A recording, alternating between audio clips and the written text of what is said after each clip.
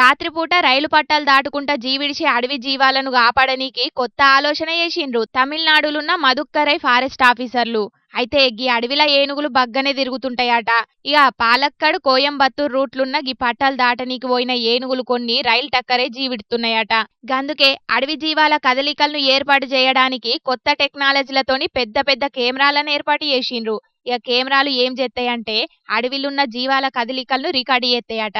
ఇక ఏవన్నా అడవి జీవాలు పట్టాల పొంటి తిరుగుతున్నప్పుడు వాటిని రికార్డు చేసి పంపుతాయి అన్నట్టు. ఇక ఈ సిగ్నల్స్ ను రైల్వే సిగ్నల్స్ కు అటాచ్ చేస్తారో లేకపోతే ఏందో గాని ఏనుగులు పట్టాలు దాటుతున్నాయి అంటేనే సిగ్నల్స్ రాగానే అటుముఖాన పోయే రైళ్లు స్పీడ్ తగ్గిస్తారట. గట్లనే కొన్ని రైళ్లైతే ఏనుగులు పోయేదాకా ఆపుతున్నారట. మొత్తానికి అడవులున్న జీవాలను కాపాడనీకి మంచి మంచి ఆలోచనలు చేసిండ్రని ఫారెస్ట్ ఆఫీసర్లను తారీఫ్ చేస్తున్నారు గిది చూసినోళ్ళు.